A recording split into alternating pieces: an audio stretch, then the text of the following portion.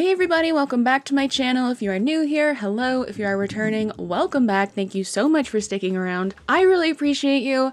So today we are going to be talking about Remi Bader, and I initially had another video planned for this video, but then all this stuff started coming out about Remi Bader and her having weight loss surgery and all of that.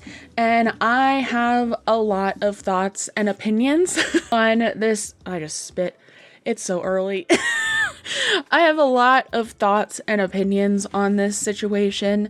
As someone who had weight loss surgery almost 6-7 years ago. And yeah, so that's what we're gonna be talking about today. So let's just get into it. But before we get into today's video, I want to thank today's video sponsor, Akiflow. Akiflow is the ultimate productivity tool for busy professionals. Whether you're an entrepreneur working in a corporate setting, or if you're someone like me and you're somewhere in between, because I work a 9-to-5, but I also have my channel, Akiflow simplifies your life by seamlessly combining time blocking and integrations into one intuitive platform. If you know me, then you know that I have a little bit, actually a lot of bit, of a spicy brain that has a really hard time compartmentalizing tasks for the day between my 9-to-5 and my YouTube work. And I thought I had honestly found a pretty good system for myself, but then Akiflow entered the chat, and my god, has it made it so much better. Akiflow simplifies time management by allowing users to block time directly on their calendar, which helps improve focus, minimize procrastination, which is a huge issue of mine, and helps enhance overall productivity. Universal Inbox is so cool because it will collect tasks from platforms like Gmail, Asana, Slack, and Notion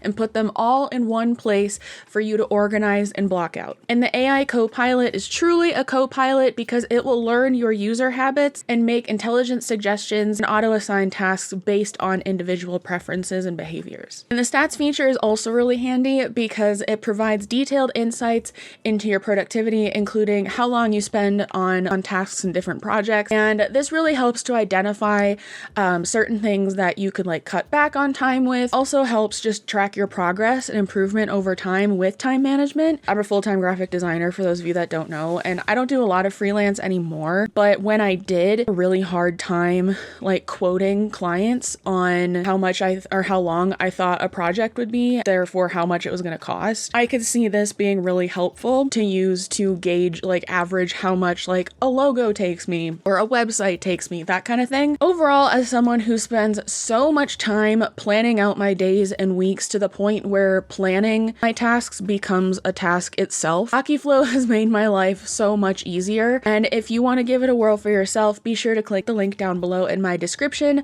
to enhance your own productivity and to let them know that I sent you. Thank you so much to Akiflow for sponsoring today's video, and thank you as always to you guys for continuing to interact with my content so that brands like Akiflow want to keep working with me, because it truly means the most. And yeah, all right, let's just get back into the video. If you don't know who Remi Bader is, she has been an online influencer primarily on TikTok, I think since around like lockdown, like 2020, because I remember her coming onto TikTok and really kind of popping off with her content surrounding, she would call them realistic, insert store name here, clothing hauls, because she was like a bigger girl. She wasn't like super big, but she was very much bigger than like the models we were seeing on the clothing brands' websites, right? Back again with a realistic Abercrombie haul. Happy New Year's. How is this in XL?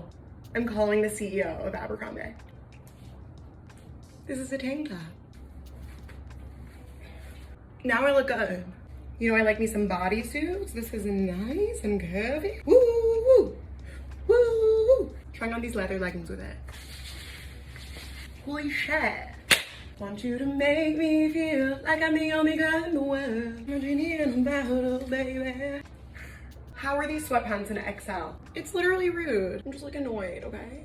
Obsessed with this top. I always size down these kind of tops so that it's like tighter in your stomach area since it's loose around the sleeves. I think it's really flattering. Now this is a sexy look. This velvet green bodysuit. I put it together with this Free People skirt from last year. Seriously, where do I wear this? Because like, amazing. Back again with another realistic Free Peepee haul.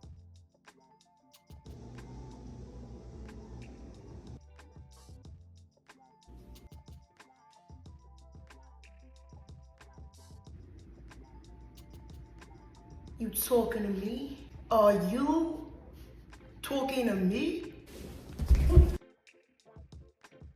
Are you sure that I shouldn't just show my face? Like, I did sign up for a model job today. If you want to be a real model in this world, you will take any modeling job there is. 1, 2, 3.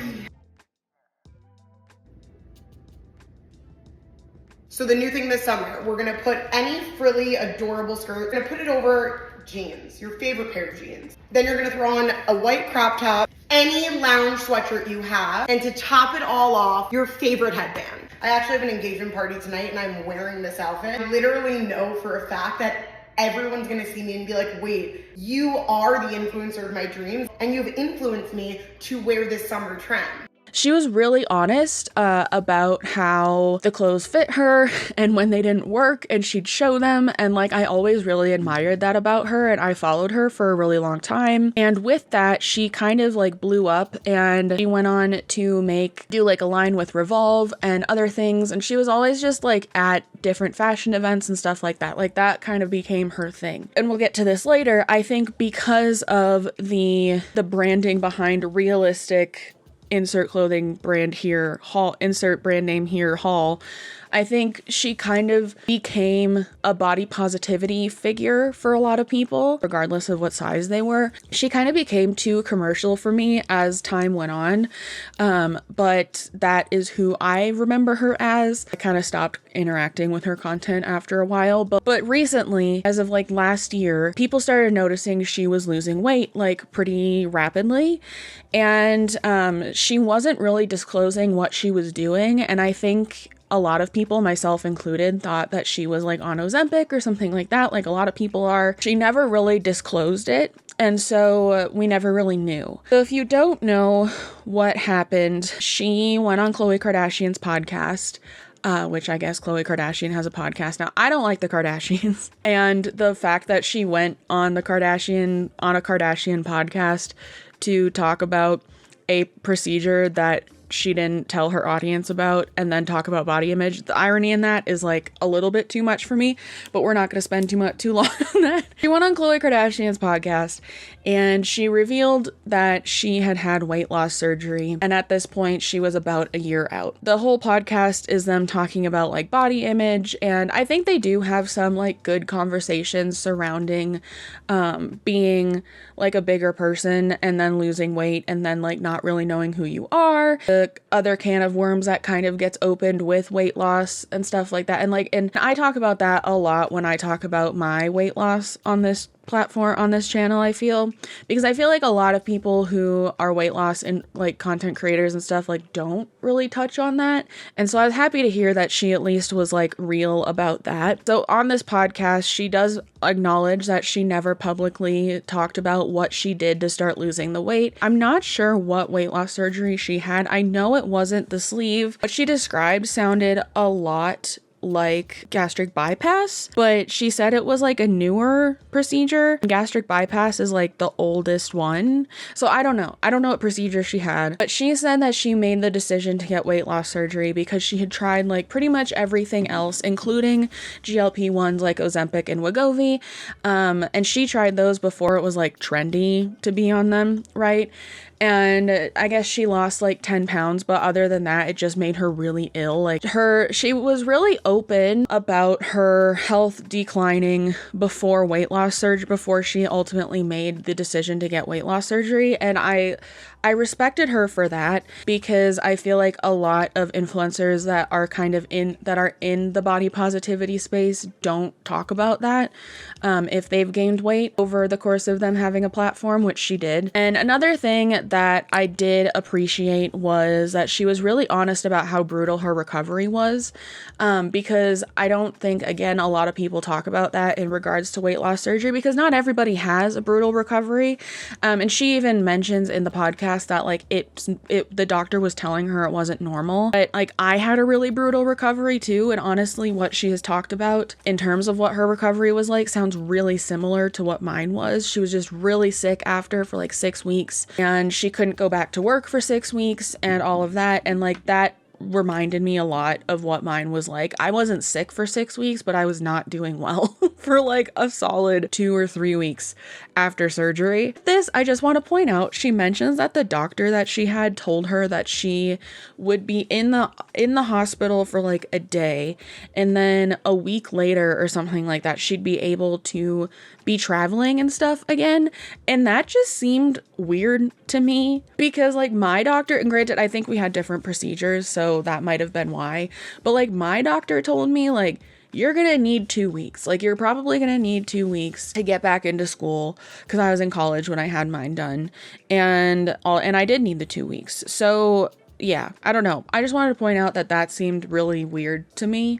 And I think it's really interesting because she, at one point in the podcast, talks about how she was like looking up different weight loss methods and things like that, and she came across like bariatric TikTok, weight loss surgery TikTok, and she even says like, I could never have this done with the audience that I have, like maybe in 10 years. And I was like, okay, if I've tried everything, Right.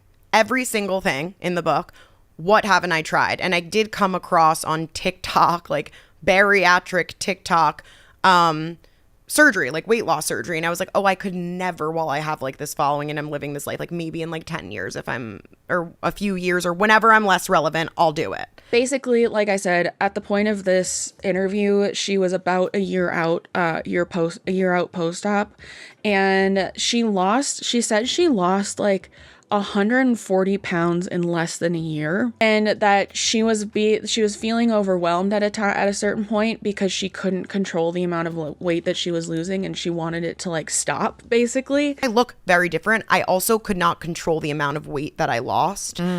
I did not want to, I'll be completely honest. I'm probably the only person that's ever gone into a weight loss surgery and been like, how do I make sure I don't lose too much and I stay curvy? Like, He was like, no, like after the fact. And I was like, I literally like have called him and been like, what can I do to stop the weight loss? Like, so I always talk about, with either like my personal life with people who are having bariatric surgery or who have had it. I think I've mentioned it on here too. Like, you have like a 9 to 12 month grace period after you have weight loss surgery. The weight just falls off. And then after that, it's like up to you to keep it off. And more often than not, you will experience some regain because your body just like, it gets used to the modification made. Yeah. So I just wanted to touch on that. Like, I think she's still very much like in that honeymoon period at the time this podcast was recorded. What Remy talked about with her health before, as like when she ultimately made the decision to have surgery, it seemed like she felt like pretty out of control, and I can 100% empathize with that, because when I was at my heaviest,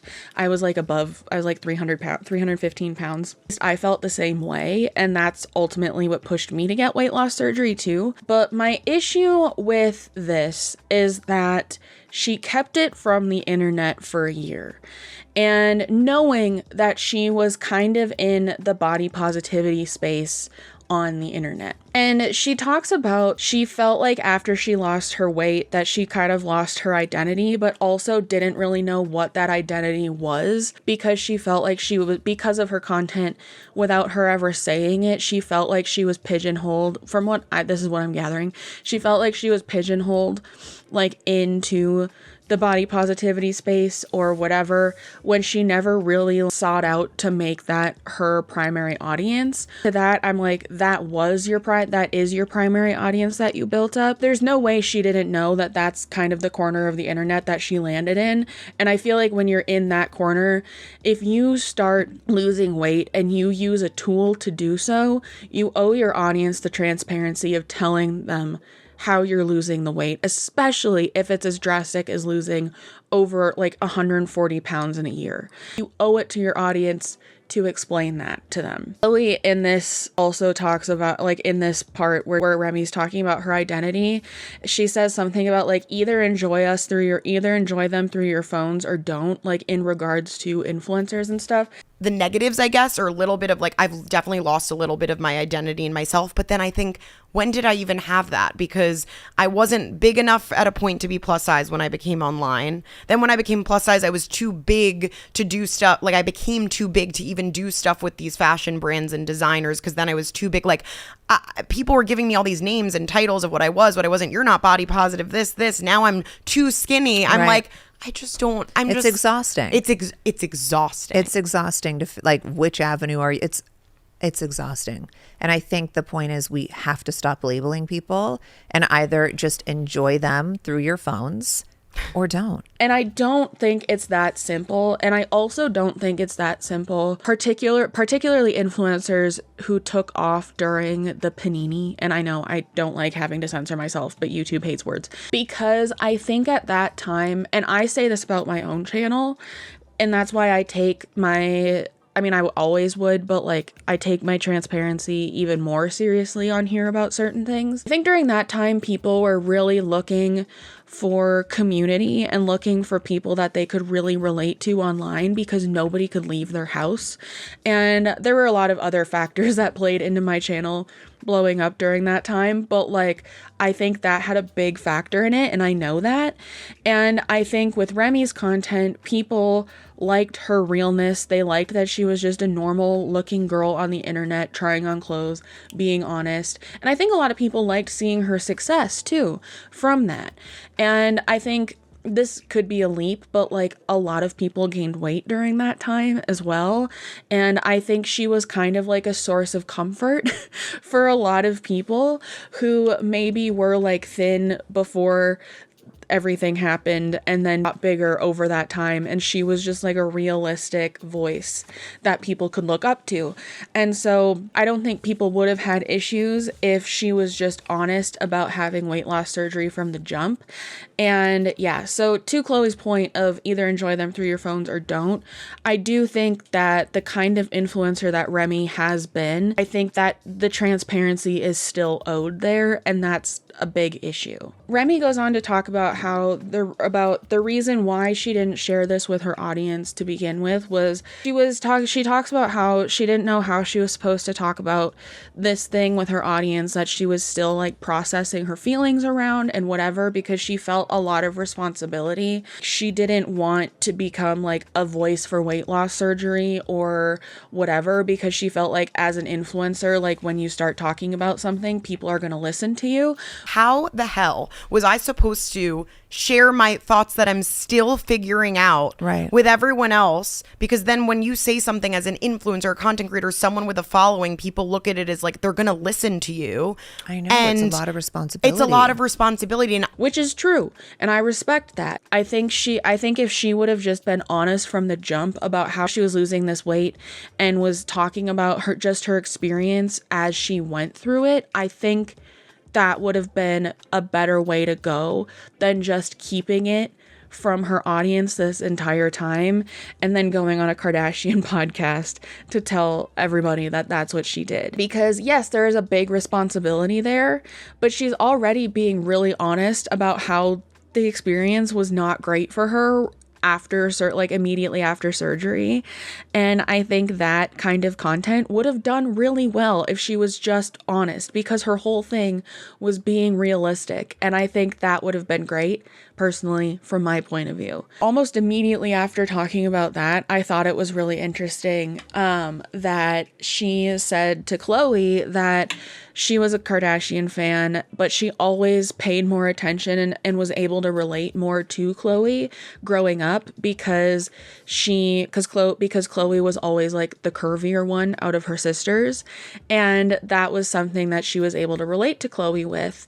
And she said that she never felt like anger or anything towards Chloe when Chloe started losing weight and whatever. She did think to herself that, oh, maybe I could do that or get to that point at some point in my life. I was thinking this before about you and how when I was younger in middle school and high school, like you were who I never followed like influencers or like, but I always followed you and appreciated you. But for me, I was like thinking back, I'm like, it's definitely because a piece of it, not all of it. I felt like I related to you and your personality and who you were and being funny and like, but you were curvier and I was, and I grew up that way. So I was like, oh wow, I have someone to relate to. The difference is that I feel is I never, once you lost the weight or once you changed your appearance or anything, it never made me angry. Right. It never made me be like, how dare she? Right. And I don't like her anymore. Right. I never felt that. And I was trying to really think before, did I feel that way ever? No, I think you feel a little bit of like, damn, I wish I could maybe do that, or maybe I could get to that point or something, which is fine. And that's why I said those messages I understand. And I thought it was really interesting that she said that directly after saying that she felt like she couldn't talk about this online, and that because it was a big responsibility. And I think for the reason that she admired Khloe, a lot of people admired her, and that's exactly why she had the responsibility to be open about this surgery online. And it sucks. As people on the internet, like, are there some things that we want to hold like sacred to ourselves that we're doing and keep private that we're doing? Absolutely. Like it sucks that like that when you become a person online, then you do kind of owe some explanations about certain things. And I think if you're just like a regular person that then pops off on the internet in the way that Remy did, that's a really hard pill to swallow, and I absolutely understand that. But I just think that hiding this from her audience for that long was like not a good idea and was really dishonest and kind of lying by omission. And I honestly don't know if I would have had as much of an issue with this either if I hadn't found out that like she had been heavily monitoring her content or her comments on her content over the past year. And when anybody brought up a weight loss surgery or something like that, that comment would get deleted. And there's so many comments on her TikToks now after this interview calling her out on that. And so it's like, not only was she hiding it by not talking about it, she was censoring people talking about it in her comments so that it wouldn't be a topic of conversation. And I thought that was kind of like, oh, this isn't good. Reading another comment, like I mentioned before, there are a lot of comments reflecting this same one, but I thought this one was a good one just to kind of encapsulate all of them. Someone said, "You had me eating right and working out, thinking if she can do it, I can do it too," which is another big sentiment. Because again, she was like, her brand was being realistic and being honest and whatever. And this person says, "Just to find out yet again an influencer used us." And then like another person said, "So she had gastric bypass and blocked everybody who asked nicely about it and waited until she could get her bag to tell the story." Another one, "She blocked so many people who asked this in her comments for months. The fact that she waited so she could monetize dropping the info is wild." And a lot of people also are accusing her of like using the plus size audience to gain a following, and then once she got that, then she lost the weight. Celebrities like Rebel Wilson and other influencers who used to be fat and aren't anymore have been accused of doing the same thing, and I don't think that's really the case here, because I think people reserve the right to like change their mind or change their body in any way that they want to, but like I said, when you are in the space that of body positivity like Remy found herself in, regardless of that was what she intended to do or not, you do owe your audience like a certain level of transparency if you are going to change your body in any way. I think it's really interesting too, just the fact that her brand itself was built on realistic, her words not mine, clothing hauls, which inherently suggests that like there's an unrealistic side to it. And I think her losing weight with weight loss surgery kind of, and not telling anybody, kind of pushes that unrealistic side without her trying to. You know what I mean? I don't know. That's not like a fully fleshed out idea. That was just something I thought of while I was getting ready to film this video. It means that she acknowledges that there's an unrealistic side to the fashion industry and online with influencers and stuff like that. A lot of which the Kardashians created and perpetuated.